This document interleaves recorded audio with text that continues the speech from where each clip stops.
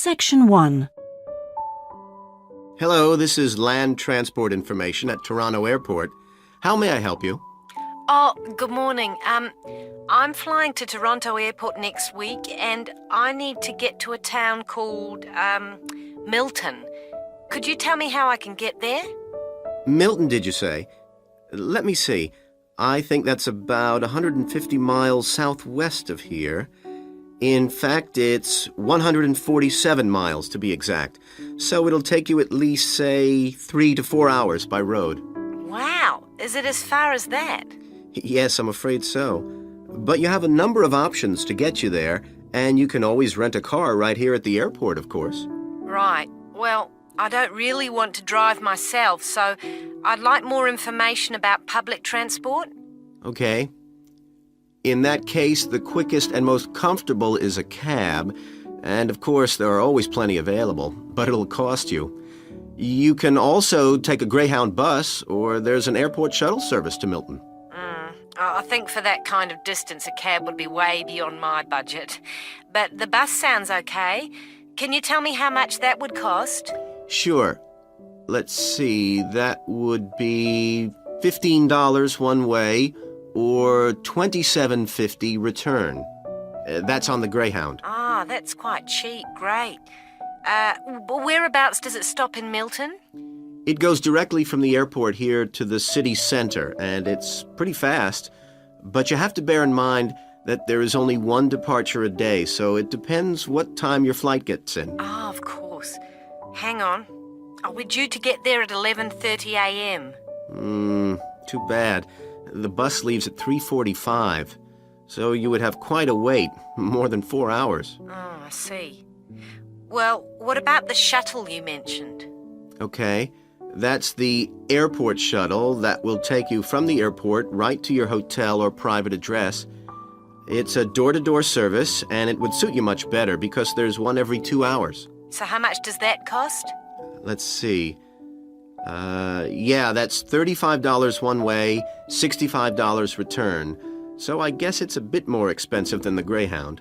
Oh, that doesn't sound too bad, especially if it'll take me straight to the hotel. But you do need to reserve a seat. Okay. Is it possible to make a booking right now, through you? Sure. Okay, I just have to fill this form out for you. So, what date do you want to book this for? The 16th of October. Oh, no. Sorry, that's my departure date. I arrive on the 17th, so book it for then, please. So that's the Toronto Airport shuttle to Milton. And this is for just one person, or...? Yeah, just me, please. Right. And you said your expected time of arrival was 11:30?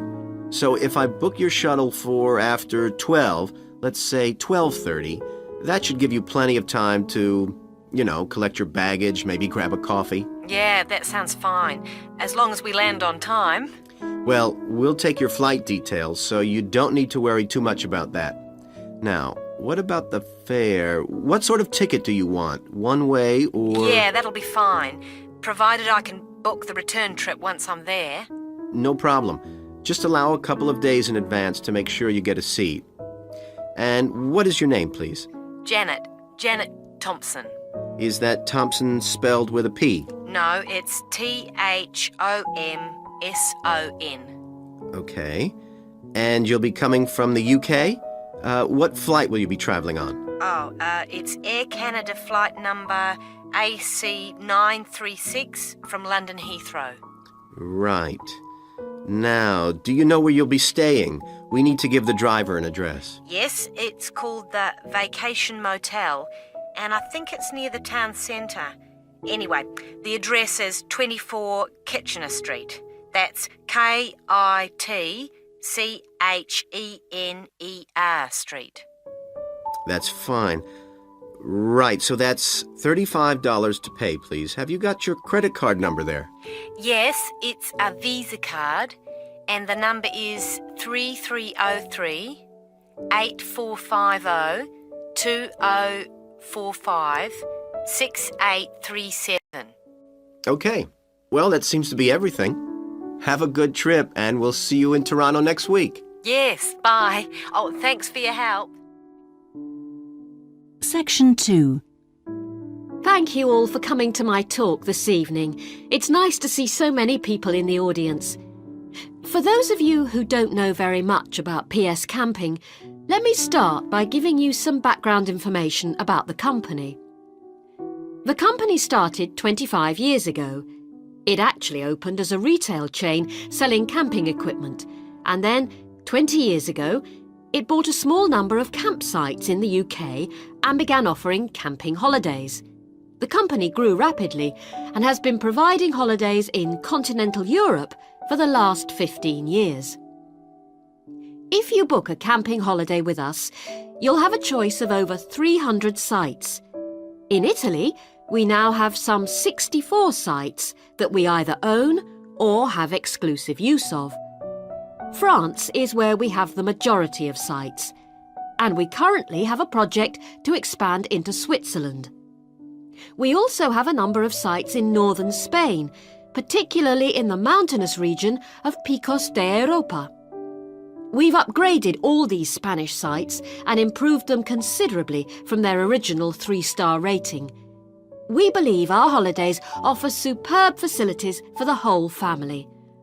Parents who want their children to be fully occupied for all or part of the day can take advantage of our children's activities.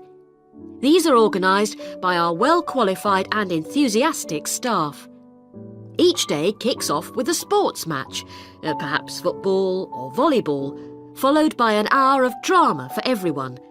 This may include singing or dancing, mime or other activities.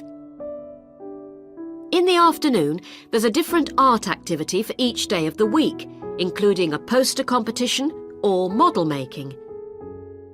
What's more, our sites are truly child-friendly, and with this in mind, we operate a no-noise rule in the evenings. Children's evening activities usually finish at 9:30 or occasionally 10, and from 10:30, holidaymakers are expected to be quiet in the areas where there are tents. We want nothing to go wrong on a PS Camping holiday, but if it does, we also want all our customers to be insured. If you haven't organised an annual insurance policy of your own, you'll need to take out the low-cost cover we offer, and we require that you arrange this when you make your holiday reservation. There are many advantages to choosing PS Camping and to recommending it to others. As a regular customer, you'll be kept informed of special offers, and your friends can benefit from 10% off their holiday, or book a luxury tent for the price of a standard one. In return, we'll send you a thank you present, which you can choose from a list of high-quality items. When it comes to our tents, these are equipped to the highest standard. We really do think of every essential detail, from an oven and cooking rings fuelled by bottled gas to mirrors in the bedroom areas. If you don't want to cook indoors, you can borrow a barbecue if you ask in advance for one to be made available. And there's even a picnic blanket to sit on outside your tent. Inside, a box of games and toys can be found, and children's tents can be hired if required. All tents have a fridge, and if you want to spend the day on the beach, for example, ask for a specially designed PS Camping cool box, which will keep your food and drinks chilled. There are excellent washing facilities at all our sites, with washing machines and clothes lines in the central areas, along with mops and buckets in case your tent needs cleaning during your stay. All sites have a cafe and or a shop for those who'd rather eat in than dine at a local restaurant. Section 3. Well, you've both been looking at different styles of managing individuals in companies and the workplace. How's the research going, Philip?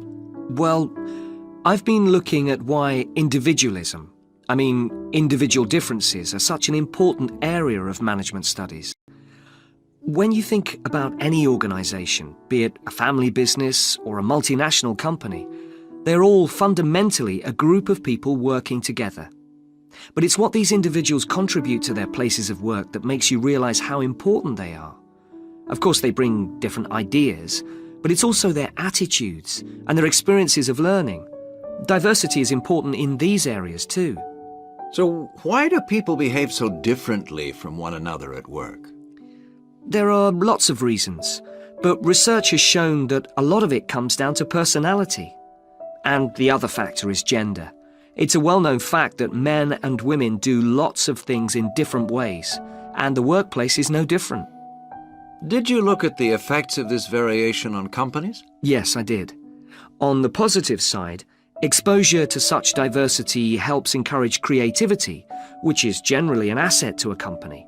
But unfortunately, individual differences are also the root of conflict between staff, and they can lead to difficulties for management, which can sometimes be serious. Thanks, Philip. So now I guess the two main things to remember here are to identify individual talent and then to utilize it. So, Janice, you were looking at identifying different talents in workers. Do you think this is easy for managers to do? Well, currently, teamwork is in fashion in the workplace. And in my opinion, the importance of the individual is generally neglected.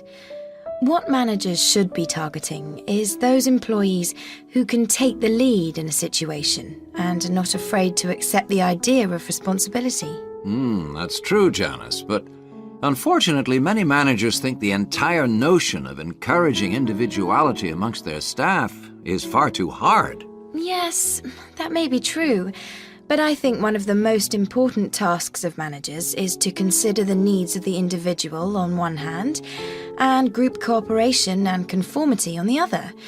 It requires creative thinking on the part of management to avoid tension. So, Janice, what kind of people do you think companies should be looking for? Well, it has to start from the very beginning, when companies are looking for new employees. When the personnel department is choosing between applicants, they need to look for someone who's broken the mould and can think for themselves. Instead, people making these decisions often use a range of psychological tests to see if a person is a problem solver or will do as they're told. I'm not convinced these qualities are actually the most important. So do you think being a good team player is overrated? No, it's not overrated. You do need to learn the rules and learn them fast. No individual can get around this if you're working in an organisation. So how should managers deal with this? Rewards.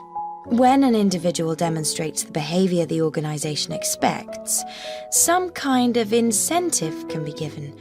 What's important here is that this happens right at the beginning, so new recruits learn the rules of the system immediately. Also, the incentive should be something the individual actually wants, and this isn't always just money. Come back to you, Philip. You were saying that recognition of good performers is essential. Now, what else should managers be looking for? Well, managing people means you not only have an understanding of your employees, but you also recognise the culture of the organisation. In fact, for some organisations, creativity and individuality may be the last thing they want to see during working hours. Very true. Yes, but managing people isn't as easy as it looks. For example, change in the workplace can be quite tricky, especially if there's a need to increase profit. And at times like these, managers may have to give priority to profit rather than individual staff needs. Yes, and that creates difficult situations for people. Yes, but what's important is that managers are able to deal with quite high levels of personal stress. During times of change, they should be thinking not only about the strain on their staff, but take time out to think of themselves. Absolutely. So, what are the implications of that? Section 4. Good afternoon, everyone. This is the first seminar in preparation for our archaeological fieldwork in Namibia. We are fantastically lucky to have received partial research funding for this trip from our institute, so I shall expect 200% attention and participation from you all. First, in this seminar, I'm going to give a brief introduction to contemporary research on rock art. And in the second part, I'm going to give you some do's and don'ts for our fieldwork trip in April. So please, listen very carefully. I'm first going to focus on the interpretation of rock art in Namibia. We are very fortunate to be going to an area where you can find some of the most important sites in the entire world.